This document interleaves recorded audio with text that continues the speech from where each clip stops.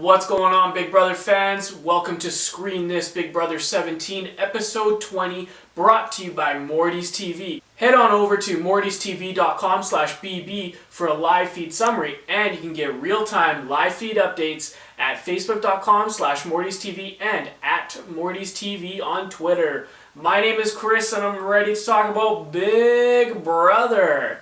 So tonight's episode was a pretty good one. It's eviction night, of course, and of course there's a lot, Clay and Shelli are on the block, so last night's episode was all about Clay and Shelli, and tonight's episode was essentially that as well. So basically the episode kicks off with Julie Chen actually wearing glasses. She wears contacts, in case any of you didn't know. I actually had to do a bit of research there because I was like, what the heck? Why is she wearing glasses all of a sudden? It threw me off, and I think it threw a lot of people off. I don't know if it suits her, but it could just be that we're so used to her not wearing glasses that all of a sudden it was just like, whoa, that does not suit her. At the end of the day, does it really matter? No. Can we move on with our lives? Yes. Now, let's actually talk about what's important, and that's about the game itself. So, James mentions that Shelli is the target and that he really wants her out over Clay. And he's hoping that his team or his allies stand behind him. But really, at the end of the day, who are his allies? Who are the ones that are really close? To me, it just seems like it's Meg and Jackie. Becky, yes, for sure, but she is playing both sides of the house. John and Steve are just toss-ups, so I don't know if he could really consider them as allies. Moving right along, there's a scene in tonight's episode where Clay and Shelli, they're hugging, they're crying, and they're in the bedroom, and literally, like, the one bed over, Vanessa's just kind of laying down like this, and she's hearing them crying and talking sweet nothings into each other's ear. It was kind of awkward. It was awkward to see. Could you imagine how Vanessa actually felt? I wouldn't want to be in that position. Now James is talking to Austin, and Clay and Shelli told him a lot, and he wants to know if it's all true. Austin, of course, is in damage control. When is this guy never in damage control? It seems like every single episode, this guy is trying to protect himself from everyone talking crap about him. But at the end of the day, he started all of this. He can only blame himself for people continuing to bring his name up. Austin said he's kind of surprised by this because he says he's done everything for Clay and Shelli this week that he possibly could. And he says that it was classless of them to do that. Please, dude. He runs off, tells Vanessa and Liz about the conversation he had with James, and now Vanessa's pissed because Clay and Shelli blew up their game in The Sixth Sense. And what I should mention was Austin said that Clay and Shelli told James about The Sixth Sense. However, when Vanessa goes and talks to Shelli, Vanessa brings this point up, and Shelly's like, what? I didn't say anything about The Sixth Sense. So, again, Austin is just making up all these lies, and then he wonders why people are throwing his name under the bus. This is exactly why you're making stuff up that isn't true, and it's big news. It's not something small. No one cares about Judas. Seriously, no one does. But this isn't small. Like, telling someone else that there is an alliance, they're called Sixth Sense, and who's in it, that's pretty big. So Vanessa tells her not to campaign because, of course, Shelli doesn't really want to campaign against Clay, and Vanessa says that she'll do it for her. Shelli now goes and opens up to Austin and the twins. She kind of plays dumb to the whole thing and just says that James played her. And because Vanessa and Shelli clearly had a good conversation that Shelli is going to stay. So she obviously needs to continue working with the Sixth Sense. She doesn't want to, burn down any bridges. So, in other words, she needs to mend the fences. And of course, this is why she goes and talks to Austin and the twins to make sure that, the Sixth Sense, even though it's not the Sixth Sense anymore since Clay will be going home, that they're all, working together and they're still tight going into the next week. Clay and Shelli, a really sweet moment. Actually, I take that back. No one really cares. I think no one cares. I certainly don't care. But Clay and Shelli finally kissed. They made out. And then I think it was Liz or Julia came into the backyard. And I guess she didn't see them making out. But then they kind of stopped. And Clay was like, what the hell? Like, let us have our moment. Well, here's the thing. While they were having their moment, there was a big-ass HoH meeting. Like, everyone in the house except Clay and Shelli were in the HoH room. And James just comes out and says, look, I want Shelli gone. I hope all of you can agree with me and send Shelli packing.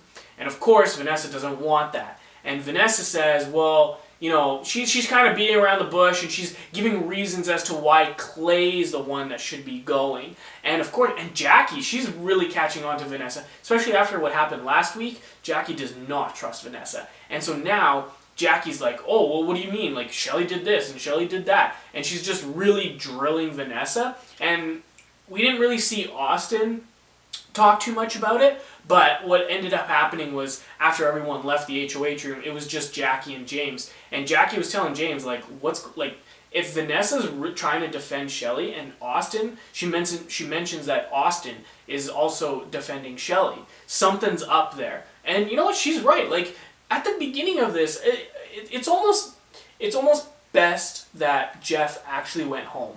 Because at the beginning, Jackie just seemed like a huge floater. She didn't do anything in the game. She didn't have any diary room session. We didn't see her on TV. It was ridiculous. And now all of a sudden she's just right in front of our TVs, dead smack in the center. She's talking to James a lot. She's catching on to all these people. She knows who's lying. She's just catching on to everything, and it's crazy. She can be scary down the road. And Jackie actually went off so far to say that if Shelli stays, then this week she can't trust anyone. They can't trust anyone going forward, and this week was a waste. What? Are you kidding me right now? How is this week a waste? The whole point, James's whole point, yeah, sure, he wanted Shelli out. But let's back this up a little. He put up Clay and Shelli to break up the power couple. They were a strong couple running the house. So the reason why he put both of them up was to break them up. He kept the nominations the same so that one of them can go home. This week was not a waste for them. They got their revenge. Maybe it wasn't as much as of course, Shelli, if they got Shelli out, then it would have been the best week ever. But can you say that this week was a waste? Absolutely not. I know I was just offending Jackie a few seconds ago, but that was just a comment that made absolutely no sense. This week was not a waste for them. They still made a great move, and that's just that. Now there's a break from the house, and we get a little segment on the Hitmen. And for those of you, maybe just to jog your memory a little, the Hitmen was from last season, and it was Cody and Derek. Cody, of course, was the runner-up, and Derek was the winner. Basically, it's just what they've been up to recently, and really we just got Derek's opinion on who his favorite house guests are. And he says Johnny Mac is his favorite, or is one of his favorites, but his absolute favorite is James. That's all that really comes out of it. They talk about family and being here for each other and blah blah. He sees Cody. They see each other once a month, but they talk a lot on the phone and whatnot, probably texting and whatever. But that's really all that we care about. Actually, it doesn't even matter. So back to the house and onto the vote. By a vote of 9-0, Clay got evicted tonight. And, there was a lot of back and forth. Like I said at the beginning of the episode, James wanted Shelli out. Then there was this huge HoH meeting, or there was a huge meeting in the HoH room where James told everyone, hey, I want Shelli gone. And Vanessa and Austin kind of, brought up a few points why to get Clay out. But really, it seemed like it was going to be a close vote. That's what it seemed like. Then I kind of read up on the live feeds this today, and there was a lot of back and forth. A lot of it was like, oh yeah, Shelli's going home. Oh no, Clay's going home. And it went back and forth, and I guess they've just finally decided, actually some crazy stuff went down on the live feeds that we did not get to see on tonight's television episode, but I'm sure that they'll be showing it to us on Sunday. I shouldn't say I'm 100% sure because I obviously don't know, but I'm pretty sure that they'll show a lot of it on Sunday's episode. So now Clay, of course, comes out and everyone's clapping for him. He sits down with Julie. Julie asks all these questions, but she asks the most important question that we have all been wanting the answer for. What was up with Clay and Meg in Wednesday's episode?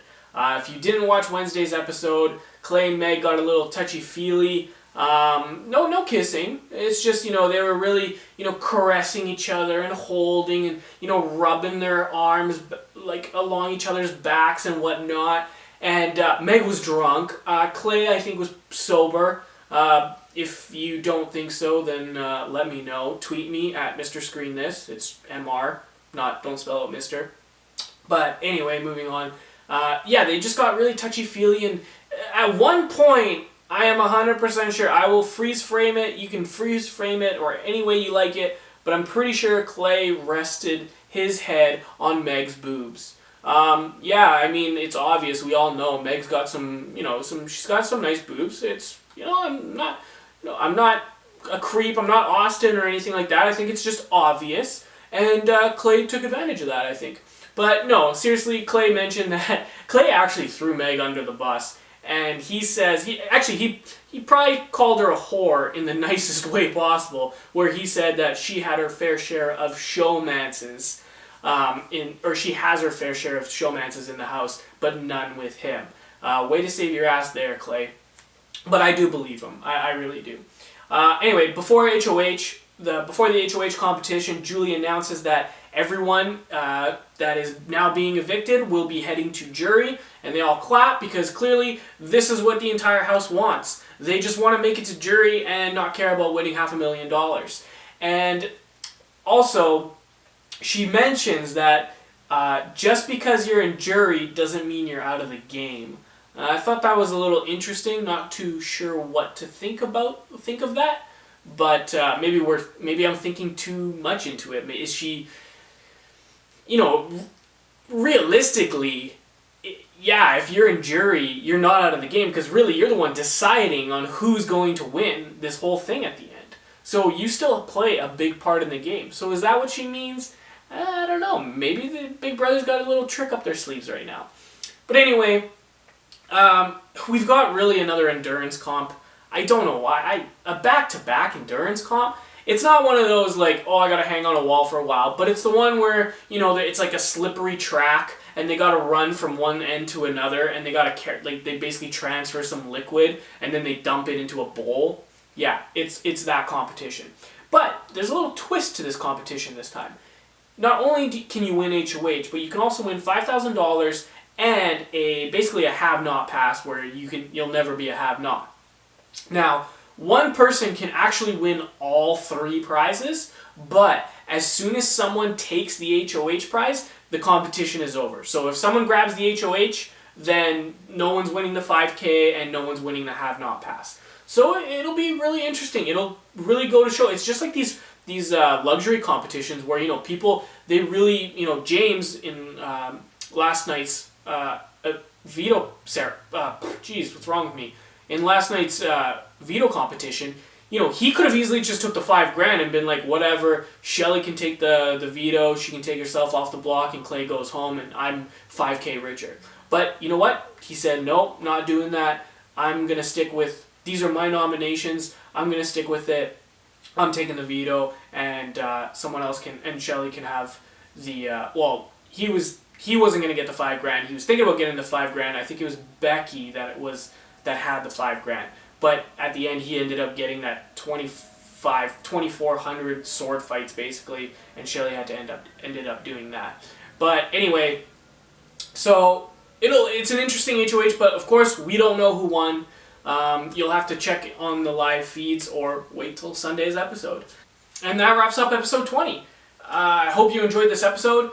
And now that I've brought my podcast into the video world of YouTube, whether you're listening to my podcast or watching my video on YouTube, I hope you enjoyed this episode. Don't forget to subscribe. Subscribe on iTunes if you're a podcaster, or or subscribe right down below if you're a YouTuber. And don't forget to tweet me at Mr. Screen This and click the thumbs up below. Until next time, I'm Chris, and I'm out.